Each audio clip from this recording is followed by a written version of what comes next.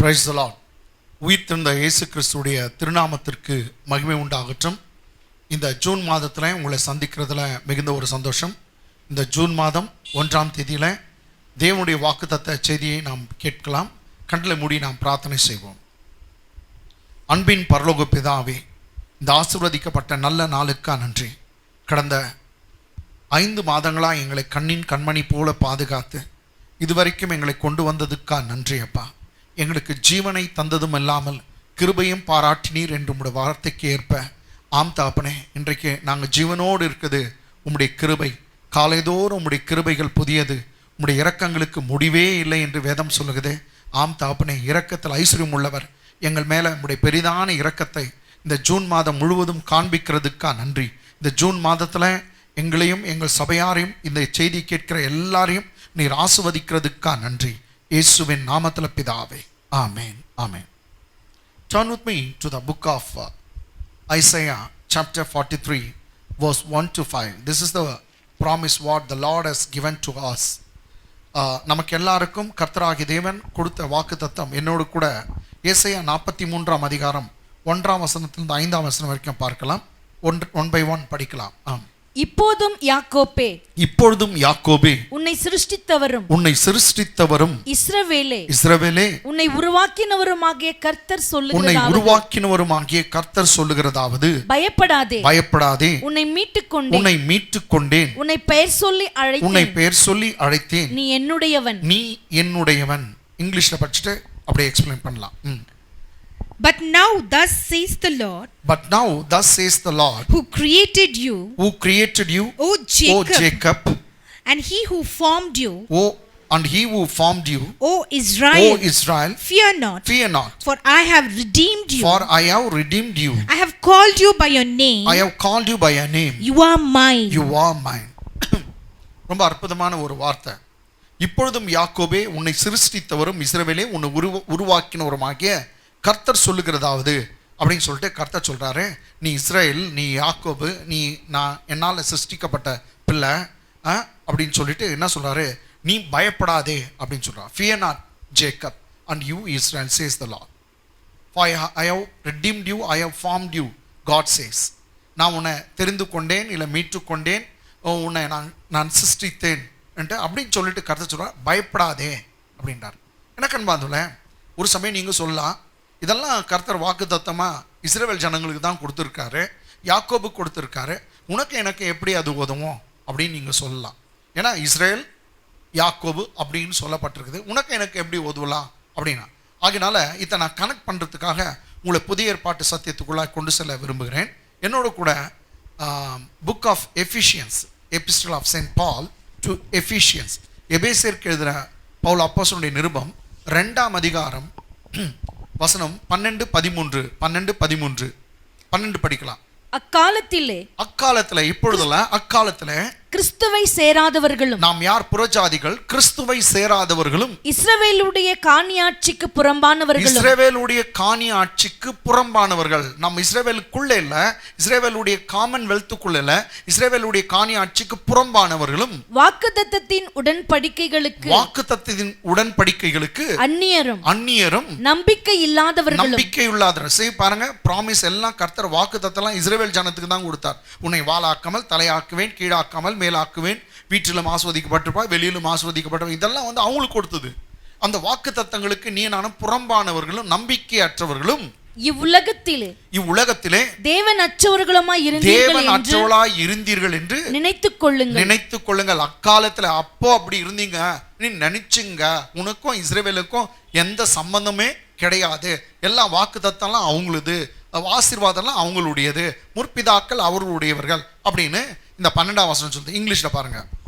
That at that time you were without Christ. It talks about the Gentiles. We Gentiles, we were without Christ. Being aliens from the commonwealth of Israel. We don't have anything to do with Israelites. We are being alien to the commonwealth of Israel. And strangers from the covenants of promises. Having no hope, and without God, in the world. So we were aliens and strangers without God and hopeless generation without God in those days. That's what Bible says. அப்போ அப்படி இருந்தோம். இப்போ எப்படி? இயேசுவை ஏற்றுக்கொண்ட பிற்பாடு எப்படி அப்படின்னு 13ஆம் வசனம் சொல்லுது பாருங்க. முன்னே தூரமாய் இருந்த நீங்கள், முன்னே தூரமாய் இருந்த நீங்கள் இப்பொழுது, பிரைஸ் காட், இப்பொழுது கிறிஸ்து இயேசுவுக்குள், கிறிஸ்து இயேசுவுக்குள், கிறிஸ்துவின் இரத்தத்தினாலே, கிறிஸ்துவின் இரத்தத்தினாலே சமீபமானீர்கள். சமீபமானீர்கள். முன்ன தூரமா இருந்தீங்க, இப்ப கிறிஸ்து இயேசுவுக்குள் கிறிஸ்துவின் இரத்தத்தினாலே அந்த இரத்தம் உன்னை என்னையும் பிதாவாகிய தேவனிடத்துல சமீபமாய் கொண்டு வந்து சேர்த்ததான். இன்றைக்கு உனக்கு எனக்கு நம்பிக்கையற்றவர்கள் போல அல்ல, நீ நான் நம்பிக்கையுள்ளவர்கள். இன்னும் சொன்னா, நீ நான் தேவனுடைய சொந்த பிள்ளைகள். இயேசுவின் ரத்தம் நம்மை தேவனுடைய பிள்ளைகளாக மாற்றிட்டு, ஆவிக்குரிய இஸ்ரவேலர்களாக மாற்றிட்டு, அது மாத்திரமல்ல தேவனுடைய சொந்த பிள்ளைகளாக நீதிமான்களாக மாற்றினது அவருடைய ரத்தம். இதுதான் அவருடைய ரத்தம் நமக்கு செய்தது. இங்கிலீஷ பாருங்க. Now in Christ Jesus, but now in Christ Jesus, you who once were far off, have been made near by the blood of Christ. Have been made near by the blood of Jesus Christ. Once you were far off from the commonwealth of Israel, you were far off from God, but now the blood of Jesus brought you near to God. Not only the blood brought you near to God, it made you children of God and righteous in Christ Jesus. We have all the boldness to come before the throne and calling him Abba Father through his only blood. Amen. அவருடைய ரத்தத்தினாலே இன்னைக்கு அப்பா பிதாவை என்று அழைக்கக்கூடிய புத்திர சுவிகாரத்தின் ஆவியை பெற்றிருக்கீங்க. இஸ்ரவேலுக்கு உண்டான எல்லா வாக்குத்தத்தங்களும் உனக்கு எனக்கு உண்டா இருக்குது. அப்போ இஸ்ரவேலே என்று சொன்னாலும் யாக்கோபே என்று சொன்னாலும் அது உன்னை என்னை காண்பிக்கிறது. அல்லேலூயா. இப்போ வரலாங்க. ஏசாயா 43ஆம் அதிகாரம் 1ஆம் வசனத்திலிருந்து பார்க்கலாம்.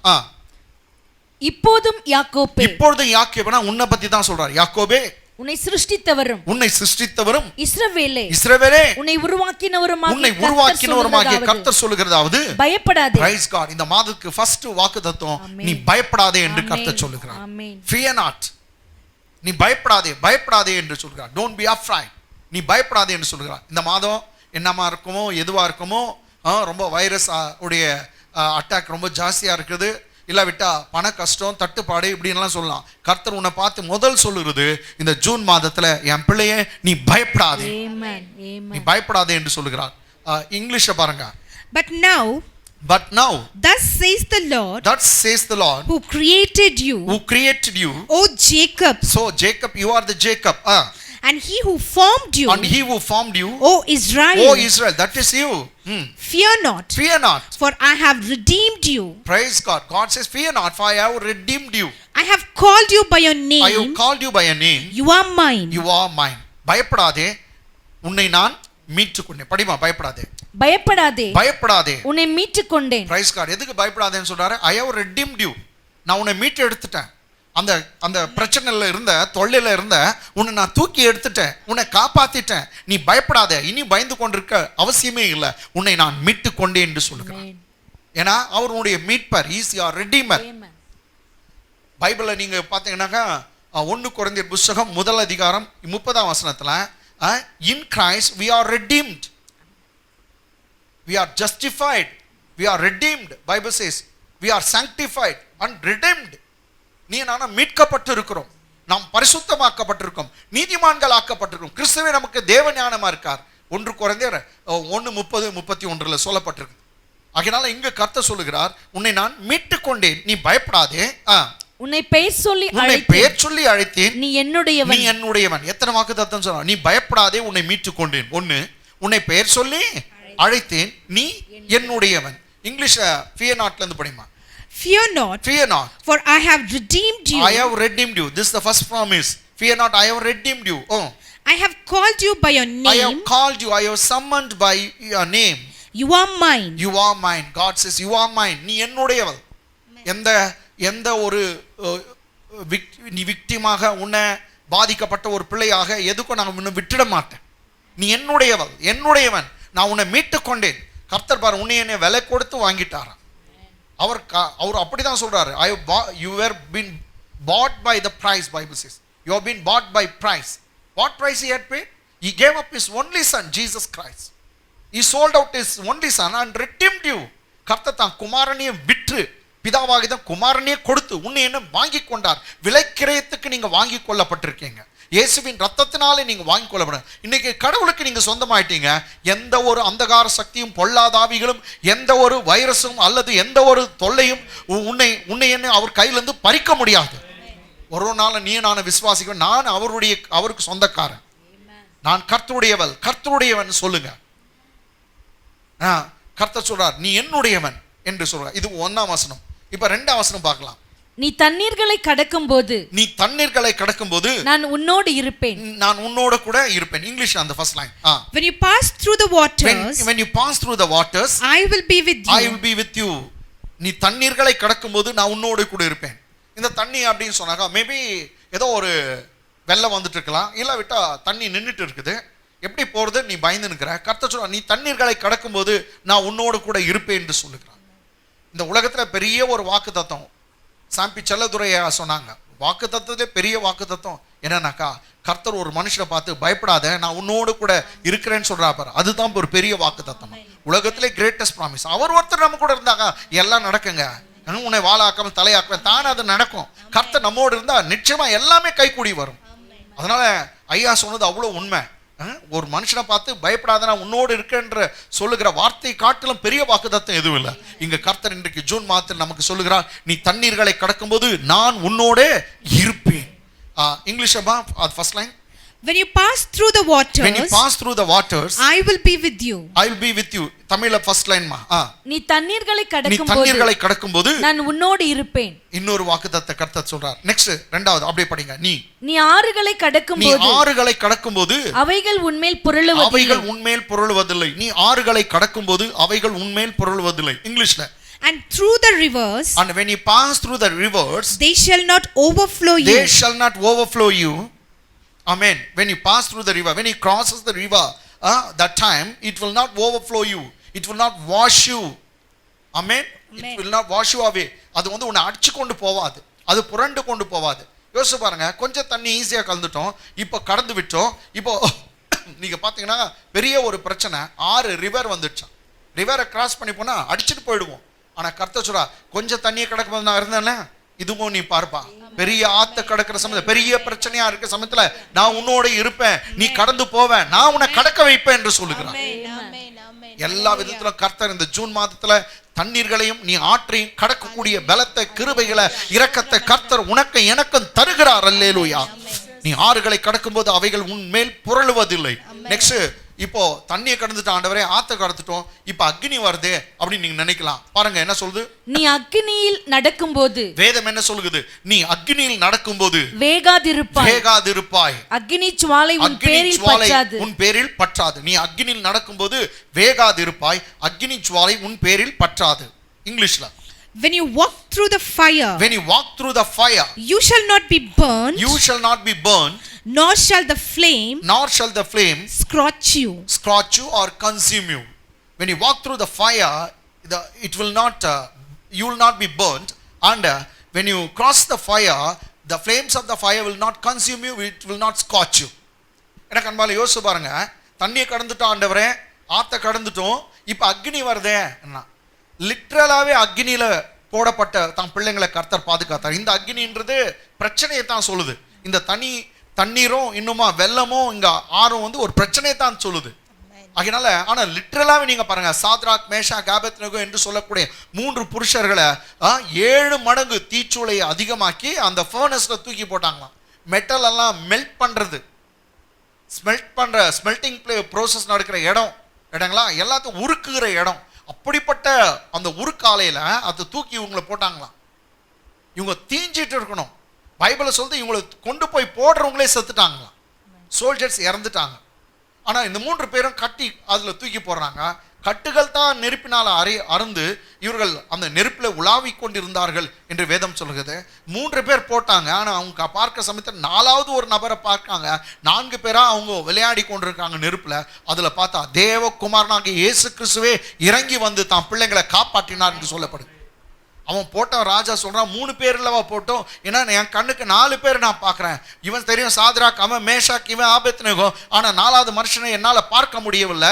அவருடைய பிரகாசம் வல்லமையா இருக்குது. தேவ தூதனுக்கு ஒப்பா இருக்கிறார், தேவ குமாரனுக்கு ஒப்பா இருக்கான்னு சொன்னா, ஆமா தேவகுமாரன் தான். இயேசு கிறிஸ்து அந்த அக்னி நடுவில் வந்து அவளை தப்புவித்தார். இது பழைய ஏற்பாட்டில் நடந்திருக்குது. இப்போ கர்த்தர் சொல்றா, அது அக்கினி போல பிரச்சனை வரட்டுமா, நான் உன்னோடு இருப்பேன், அந்த அக்கினி உன்னை பற்றி எரிக்காது, உன்னை சேதமாக்காது என்று சொல்லுகிறார். சோ 2 வார்த்தைகளை முடித்து விட்டோம். 3ஆம் வார்த்தைக்கு செல்லலாம். நான் இஸ்ரவேலின் பரிசுத்தரும். கர்த்தர் இப்போ தன்னை பற்றி சொல்லுகிறார், நான் இஸ்ரவேலின் பரிசுத்தரும் உன் இரட்சகருமாய் இருக்கிற உன் தேவனாகிய கர்த்தர் உன்னை மீட்கும் பொருளாக எகிப்தையும் உனக்கு ஈடாக எத்தியோப்பியாவையும் சேபாவையும் கொடுத்தேன். இங்க ரொம்ப கர்த்தர் நம்ம மேல ரொம்ப அன்பா இருக்கிறார். உன்னை மீட்கும் பொருளாக எகிப்தையும் உனக்கு ஈடாக எத்தியோப்பியாவையும் சேபாவையும் கொடுத்தேன் அப்படின்னு சொல்றார். இங்கிலீஷ்ல பாருங்க. For I am the Lord your God. For I am the Lord your God. The Holy One of Israel. The Holy One of Israel. He introduces himself that he was the Holy One of Israel. Your Savior. Your Savior. Amen.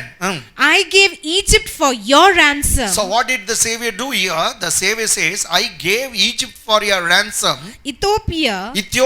And Seba. In your place. Amen. I gave Egypt for your ransom as a redeeming price, and Ethiopia and Seba in your place. Ha, என்ன அற்புதமான ஒரு வார்த்தை பாருங்க. உன்னை மீட்கும் பொருளாக படிமா, உன்னை மீட்கும் பொருளாக எகிப்தையும். அப்போ இஸ்ரவேலை பார்த்து சொல்றா, உன்னை காப்பாத்தணும்னு, உன்னை மீட்கிறதுக்காக நான் ஏதோ ஒன்று கொடுக்க வேண்டியதா இருந்தது. எத்தனை கொடுத்தோம்? இஸ்ரவேலே, உன்னை காப்பாற்றுவதற்காக எகிப்து தேசத்தை நான் கொடுத்தேன். உனக்கு ஈடாக எத்தியோப்பியாவையும், ஈடாக ஈடுமானமாக எத்தியோப்பியாவையும் சேபாவையும் கொடுத்தேன் என்று சொல்றா. இங்கிலீஷ்ல பாருங்க. In order to redeem us, what did you do? For I am the Lord your God. Okay, I am the Lord your God. The Holy One of Israel. The Holy One of Israel. Your Savior. Your Savior. I gave Egypt for your ransom. Oh, praise God. He paid the price in order to redeem us, redeem you. So what did he do? He paid the price. What did he give? Egypt as the ransom. Ethiopia and Seba in your place. Instead of you, I gave up Seba and Ethiopia, even Egypt, he says. எல்லாத்தையும் உனக்கு பதில் நான் கொடுத்தேன். What is the only reason? உன் மேல எனக்கு அவ்வளவு அன்புன்னு தான் சொல்றேன். அடுத்த வசனத்துல சொல்றார், எதுக்கு நீ கொடுக்கணும்? கர்த்தர் எனக்கு பதிலாக எத்தியோப்பியாவை கொடுத்துட்டாராம், எனக்கு பதிலாக ஒரு எகிப்தை கொடுத்தாராம், சேபாவை கொடுத்தாராம், இதெல்லாம் சவுதி அரேபியா, சேபா, இதெல்லாம் கொடுத்தாருன்னு சொல்றாரு. அப்ப எப்படி, எதுக்கு கொடுக்கணும்? எனக்காக என்ன கொடுக்கணும்? என்னல என்ன நன்மை இருக்குது? ஒன்லி ரீசன், அவர் நம்முடைய ரட்சகர். பாவத்திலிருந்து உன்னை என்னை மீட்பதற்காக பழைய ஏற்பாட்டில் இவ்வளவு ஒரு தேசங்களே கொடுத்தாராம். புதிய ஏற்பாட்டில் தான் குமாரனே கொடுத்து உன்னை என்னை மீட்டார். குமாரனே கொடுத்தார். ஒன்லி ரீசன், உன் மேல அவர் அன்பா இருக்கார். பாருங்க 4ஆம் வசனம். நீ என் பார்வைக்கு அருமையானபடியினால் கனம் பெற்றாய். நானும் உன்னை சிநேகித்தேன். ஆதலால் உனக்கு பதிலாக மனுஷர்களையும் உன் ஜீவனுக்கு ஈடாக ஜனங்களையும் கொடுப்பேன். யாரனா விட்டு கொடுத்துருவேன் பிள்ளைய, ஆனா உன்னை மாத்திரம் நான் விட்டு கொடுக்க மாட்டேன். எத்தனை I will exchange anything instead of you. உனக்கு பதிலா எத்தனை நான் விட்டுடுவேன், ஆனா உன்னை மாத்திரம் விட மாட்டேன். 4ஆம் வசனம் இங்கிலீஷ்ல பாருங்க. Since you were precious in my sight. You have been honored. And I have loved you. Therefore, I will give men for you. And people for your life. I will give men for you as an exchange. Men for you and people for your life. உன் உயிரை காப்பாத்துறதுக்கு, உன்னை மாத்திர காப்பாத்து, நான் எதனா கொடுப்பேன் சொன்ன தான் குமாரனே கொடுத்து பாதுகாத்தார். தான் குமாரன் நமக்கு ஜீவனை கொடுத்தார், ரத்தத்தை கொடுத்தார். நீ நான் சாதாரணமானவன் இல்லை. அதனால தான் நீங்க பாத்தீங்கன்னாக்கா சகரியா புத்தகம் சொல்லுது, உன்னை தொடுகிறவன் என் கண்மணியை தொடுகிறான் என்று 2:8 சொல்லப்பட்டிருக்கு. அதனால கர்த்தர் உன்னை ரொம்ப விலையேற பெற்றவளாய் பார்க்கிறார். எதனா கொடுப்பாராம். என்ன reason? Because you are precious in my sight. நீ என் பார்வையில அருமையானபடியினால் நீ கனம் பெற்றாய். You have been honored. Next. நானும் உன்னை சிநேகித்தேன். ஆதலால் உனக்கு பதிலாக மனுஷர்களையும் உன் ஜீவனுக்கு ஈடாக ஜனங்களையும் கொடுத்தேன். நான் உன்னை சிநேகித்தேன். லவ் பண்ணேன் அப்படின்னு சொல்றேன். இங்கிலீஷ் எப்படி இருக்குமா? Since you were precious in my sight, since you are precious in my sight, you have been honored, you have been honored, and I have loved you. God openly declares, I have loved you. Amen. Praise Amen. God. So who are you? You are loved of God. Amen. Amen. நீ சாதாரணமான, you are the beloved of God. Amen. இந்த மாதத்துல சொல்ல, நான் தேவன் என் மேல அன்பா இருக்கிறார். என் மேல மாத்திரம் என் குடும்பத்து மேல அன்பா இருக்கிறார். I have been honored by God. கர்த்தர் என்னை கனப்படுத்தி இருக்கிறார். Amen. நெக்ஸ்ட் வந்து I have been redeemed. என்னை கர்த்தர் மீட்டுட்டு இருக்கிறார். இதெல்லாம் நீங்க இந்த மாதத்தில் நீங்க சொல்ல வேண்டும். நான் கர்த்தரால் நேசிக்கப்பட்டிருக்கிறேன். அன்பா கர்த்தர் என் மேல அன்பா இருக்கார். எப்போ ஒரு மனுஷனுக்கு தேவன் என்னை நேசிக்கிறார், என் மேல அன்பா இருக்கிறார்னு அவனுக்கு நினைவு வந்துச்சோ எல்லாத்தையும் ஜெயிச்சிடுவான் அவன். எப்போ அவன் கர்த்தர் என்னை கைவிட்டாரு, என்னை மறந்துட்டாரு அப்படின்னு தப்பா நினைக்கிறானோ அப்பதான் எல்லாமே போயிடுது. ஆனா அதுக்கு பதிலாக கர்த்தர் என் மேல அன்பா இருக்கா, என்னை கைவிட மாட்டார், இந்த நோவுல விட மாட்டார், இந்த கஷ்டத்துல என்னை விட மாட்டார். கர்த்தர் எதுக்கு என்னை மீட்டெடுத்தார், எதுக்கு தான் குமாரனை கொடுத்தார், என்ன இதுல சாவடிக்கிறதுக்கா? கிடையவே கிடையாது அப்படின்னு ஒரு மனுஷனுக்கு விசுவாசம் வருமானால், கர்த்தர் சொன்ன காரியங்களை அவன் அறிக்கையிடுவானா, கட்டாயம் கர்த்தர் எல்லாவற்றிலும் அவனை மீட்டு கொண்டு விடுவார்.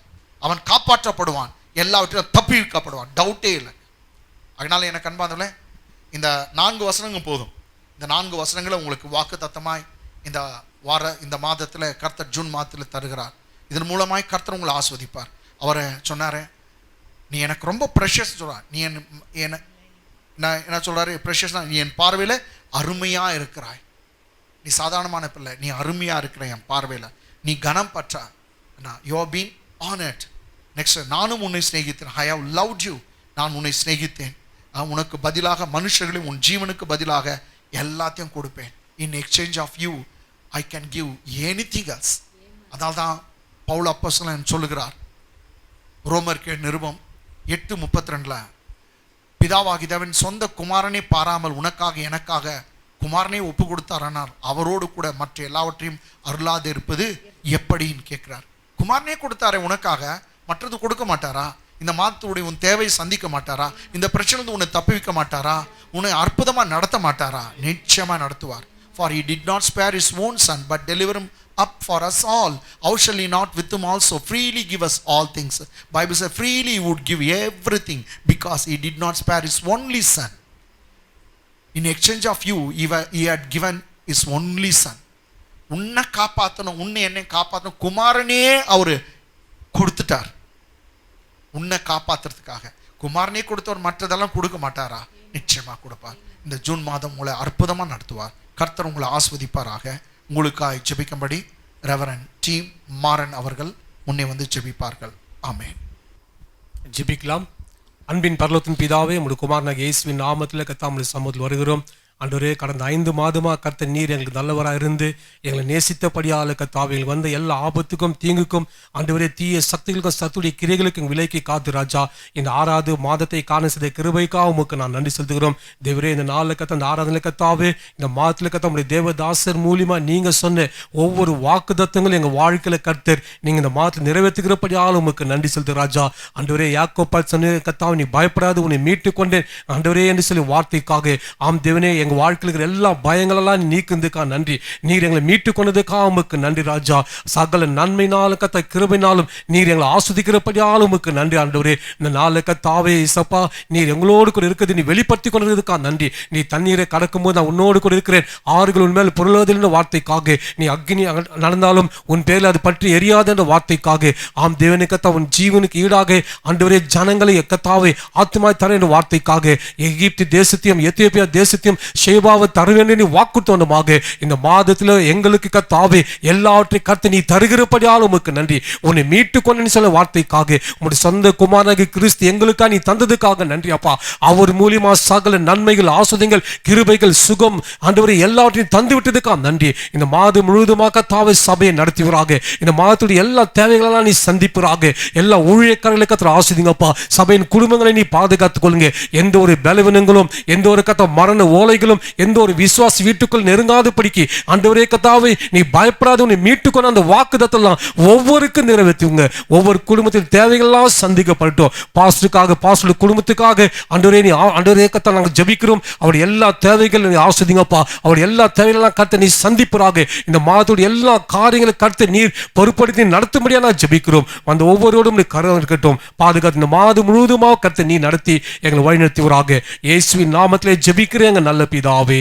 ஆமீன் ஆமீன். தலை தாழ்த்தி தேவனுடைய ஆசீர்வாதத்தை பெற்றுக்கொள்ளலாம். நம் கர்த்தராகிய இயேசு கிறிஸ்துவின் கிருபையும் பிதாவாகிய தேவனுடைய அன்பும் பரிசுத்த அன்னினைக்கும் சந்தோஷ சமாதானமும் இந்த மாதம் முழுவதும் சபையின் குடும்பத்தோடும் ஊழியக்காரர் அனைவரோடும் தங்கியிருப்பதாக. ஆமீன். என் ஆத்துமாவே கர்த்தரை சோத்திரி, என் முழு உள்ளமே பரிசுத்த நாமத்தை சோத்திரி, என் ஆத்துமாவே கர்த்தரை சோத்திரி, கர்த்தர் செய்த சகலமும் மறவாதே. ஆமீன் ஆமீன். கர்த்தர் உங்களை ஆசீர்வதிப்பார்.